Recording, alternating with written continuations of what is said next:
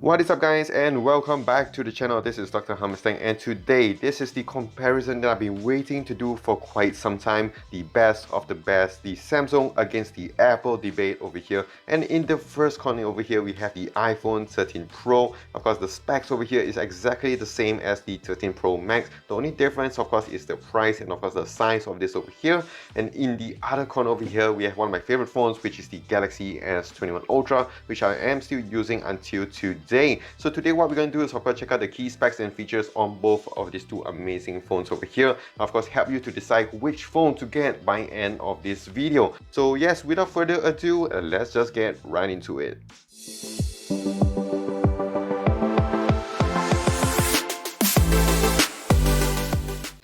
Okay, so we're going to start off with the prices on both of these two phones, and I will also include the USD prices as well. Going on to the iPhone 13 Pro, it does start off at about 48.99 ringgit Malaysia for the base model. If you want to go for the highest spec model, it goes for about 71.99 ringgit Malaysia. If you want the 13 Pro Max, it starts off at about 52.99 ringgit Malaysia, and for the highest spec model, you can get it for about 75.99 ringgit Malaysia. Going on to the S21 Ultra, it did start off at about 52.99 ringgit Malaysia when it was first launched, but right now you can get one for about 47.99 ringgit Malaysia for the base model. There is also the highest spec model which does sell for about 57.99 ringgit Malaysia.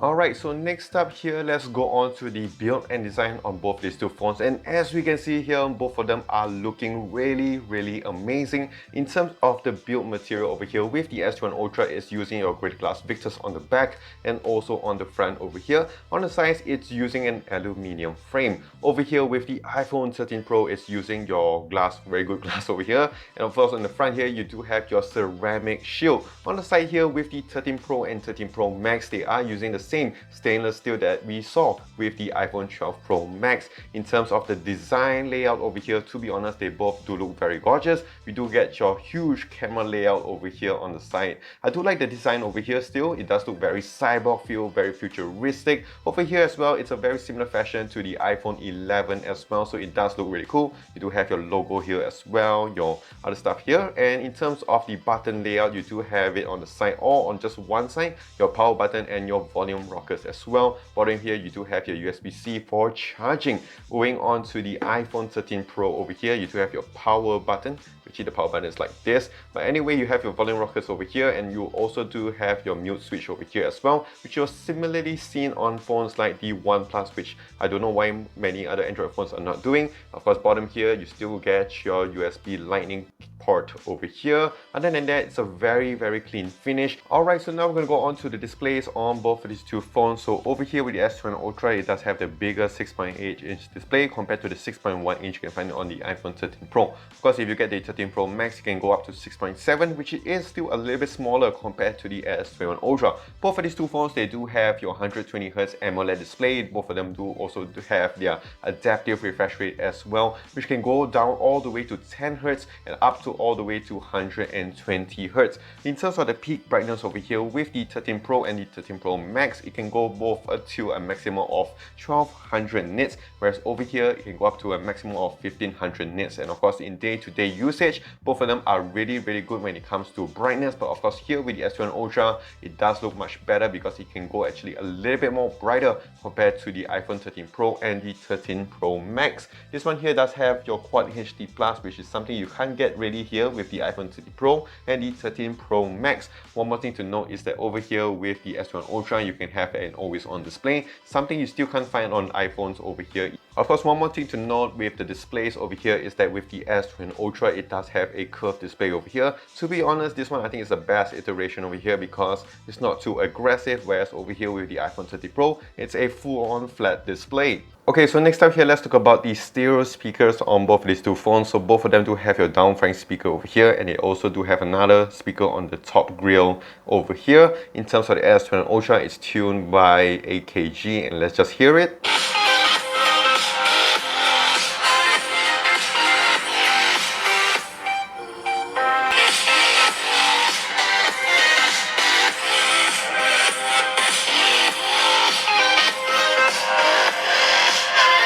Go on to the iPhone 13 Pro.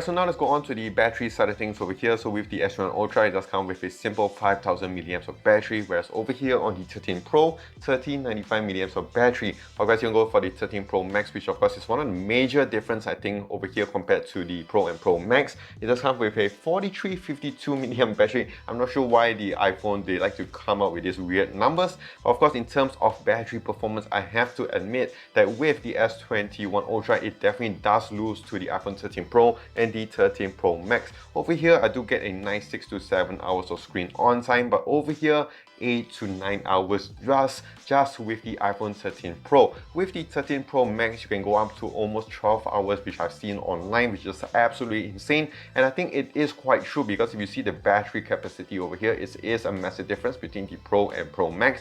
Over here, I can get very easily 8 to 9 hours of screen on time with just social media consumption. So I do believe with the Pro Max, it is giving you a lot. If you want maximum battery and you don't like to charge up your phone, I do advise you to get the Pro Max. But if you want a smaller phone and of course a good battery, I think the 13 Pro over here is still a very good buy. In terms of battery and charging over here, to be honest, the charging tank on both of these two phones are very lagging behind. Over here can go up to a maximum of 25 watts, over here 23 watts of wired charging, which of course in 2021 standard is very low. When it comes to wireless charging as well, this one can support up to 15 watts. This one also over here 15 watts. This one here does have your MagSafe, so you can buy cases like this over here, attach your magnets over here, you can put a wallet or whatever that's kind of features. I do even use a power bank over here as well, like this. You can check it out on my channel as well. I did a review on this. And with the S21 Ultra, one of the major features that it does have over here is the reverse wireless charging.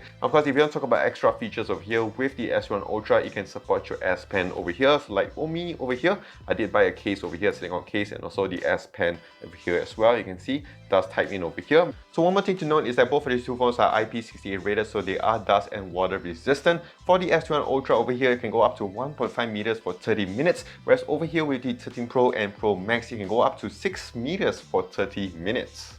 Alright, so now we're going to talk about the internal specs on both of these two phones. So starting here with the iPhone 13 Pro and the 13 Pro Max, both of them are using the same A15 Bionic chip, and in terms of the RAM over here, both of them are maxed out at 6 gigs of RAM. In terms of storage, you can either get the 128, which is the base model, or you can go crazy for the 1TB variant. Over here with the S21 Ultra, it does come with the Exynos 2100, and over here I do have the 12 gigs RAM variant. And of course, you can bump it up to 16 gigs of RAM. In terms of storage, you can either get the 256 or 512 gigs of storage over here. In day-to-day usage, I've actually done a comparison between both of these two phones, but in day-to-day usage, to be honest, both of them are really good in terms of just scrolling through your apps, going through your social media, going through multiple tabs as well. In terms of RAM management, in terms of heat management, both of them are really good. Okay, so now is one of the major difference between both of these two phones, and of course I am talking about the software. And to be honest, I think with ONEUI over here, the ONEUI 3.1 up against the iOS 15,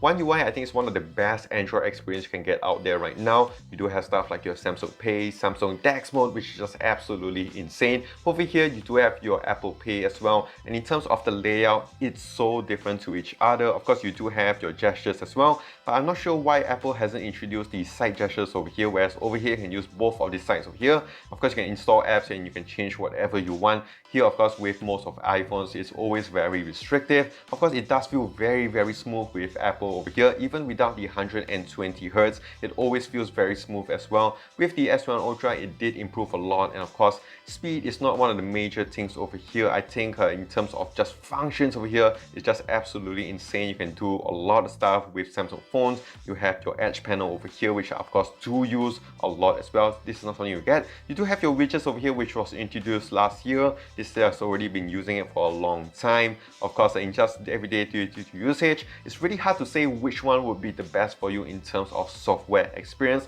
Of course, if you want simple, fast, and of course straight to the point, I think iPhone over here does the job very well. Over here, if you want to go crazy, you want to do a lot of things, especially your DeX mode over here, I do of course recommend the S21 Ultra over here.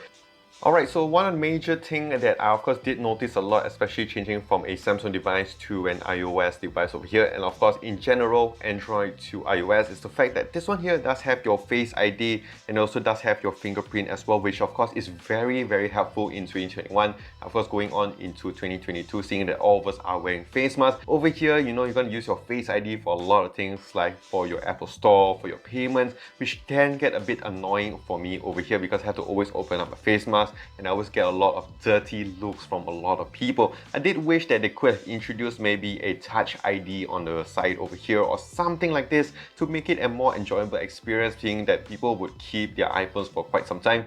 So now let's check out the main thing over here on both of these two phones, and of course I am talking about those cameras. So over here with the iPhone 13 Pro and the Pro Max, they are using the same 12 megapixel f2.2 sensor with gyro EIS and can record up to 4K at 60 FPS. Going on to the S21 Ultra, it does come with a 40 megapixel f2.2 sensor with dual autofocus, and it can also record up to 4K at 60 FPS. So going on to the rear cameras over here, the 13 Pro and the Pro Max are using the same triple camera 12 megapixel setup. All of them do have a dual pixel autofocus. The main lens over here, f1.5, does come with a sensor shift OIS. The telephoto lens, f2.8, does come with a 3x optical zoom and also does come with OIS. And the last one over here, the ultra wide f1.8, does come with a TOF 3D LiDAR sensor. And going on to the S21 Ultra, it does come with a quad camera setup. All of them do have your dual autofocus. The main lens over here, 108 megapixel f1.8, does come with a laser autofocus and OIS. The 10 megapixel telephoto camera does go up to 10 times the optical zoom and also does have your OIS.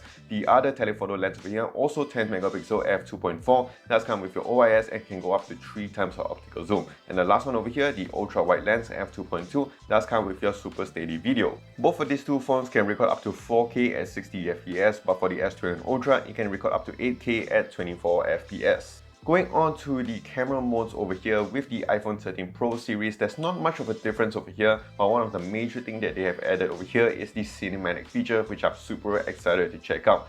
And of course, going on to the S21 Ultra, it does have a lot more features over here. It does have your director's view, which is of course very helpful for you guys who are into a lot of vlogging. It does have a lot of other features as well. So I'll be doing a full camera comparison video between two of these flagship phones. So do click the like and smash the subscribe button down below. And I'll also leave the links up above and down below. So that is it between the S21 Ultra and the iPhone 13 Pro or the Pro Max. And of course, the ultimate question is which one to get. And to be honest, I have to say that it is really hard to choose between them. Both of them do have amazing specs, and of course they are really good flagships in their own right. In terms of the value over here with the S21 Ultra and of course their price drop, it does make more sense if you want to save a little bit more money, and it does give you a higher base storage over here compared to the iPhone 13 Pro or the Pro Max. But of course with the Pro and Pro Max, they do give you the 120Hz display, which is finally seen on iPhones, and it does give you a very nice set of cameras as well, something that the S21 Ultra does have. So yes, it's really hard to choose, but of course if you want to go crazy and you want the best Android experience,